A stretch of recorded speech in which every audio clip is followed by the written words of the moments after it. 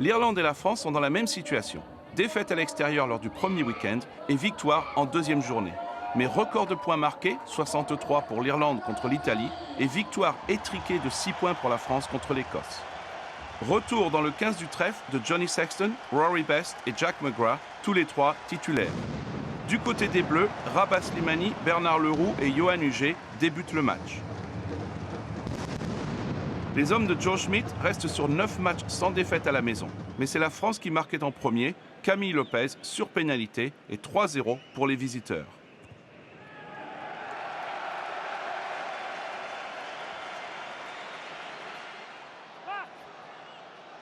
Les locaux butaient sur la défense adverse en ce début de match.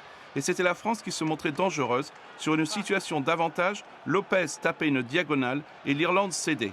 Rémi Lamerat s'en allait marquer ce qui semblait être le premier essai de la partie.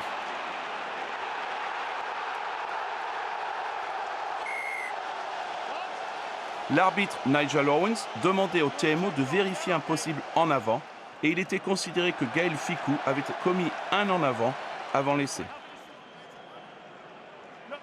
L'arbitre revenait à la faute initiale et Camille Lopez marquait la pénalité pour permettre à son équipe de mener 6-0 à la moitié de la première période.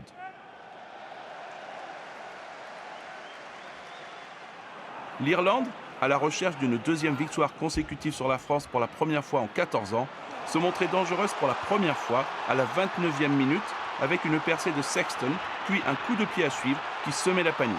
Mais Nakataichi pouvait aplatir avant Keefers. 2 mêlées plus tard, l'Irlande inscrivait ses premiers points. Henshaw était stoppé près de la ligne, mais Conor Murray, en soutien, plongeait et parvenait à aplatir dans l'embut. Premier essai du match. Peut-être un peu injuste pour la France qui avait dominé les débats jusque-là, mais avec la transformation de Johnny Sexton, l'Irlande passait devant pour la première fois au tableau d'affichage, 7-6, et c'était le score à la pause. 5 minutes après la reprise, l'Irlande prenait 4 points d'avance pour une indiscipline française juste en face des poteaux. Serein étant sanctionné pour avoir poussé Murray, Sexton ne pouvait pas manquer une pareille occasion. 10-6 pour les locaux.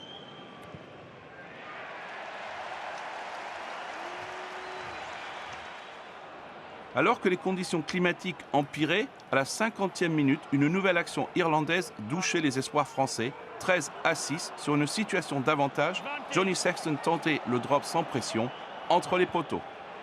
Intelligence tactique du demi d'ouverture irlandais, bien remis de sa blessure au mollet, il ne cachait pas sa satisfaction après ce drop crucial.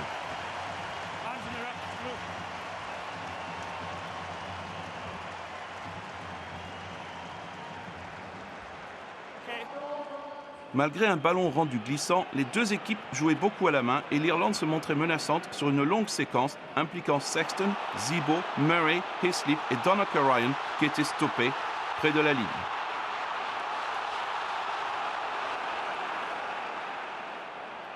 Puis, sur une improvisation, Spedding, parti de ses 22, perçait et semait la panique dans la défense irlandaise.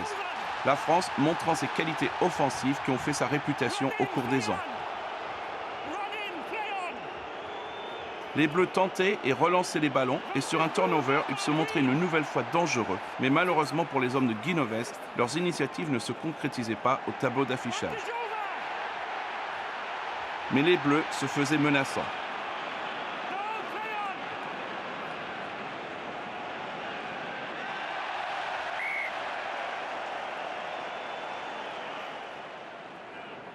À 7 minutes du coup de sifflet final, la France héritait d'une pénalité pour une faute de Devon Turner sur le Devedek, entrée en jeu.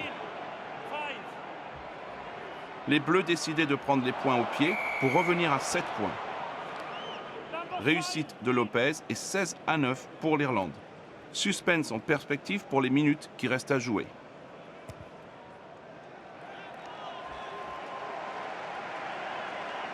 Mais 2 minutes plus tard, les Irlandais pouvaient mieux respirer. La France était sanctionnée sur sa ligne des 22 et Paddy Jackson, qui avait remplacé Sexton, tapait entre les poteaux pour restaurer un avantage de 10 points au score pour les locaux. L'équipe de France ne pouvait plus revenir. Coup de sifflet final et l'Irlande, avec 2 victoires en 3 matchs, ira défier les Gallois à Cardiff pour rester en lice.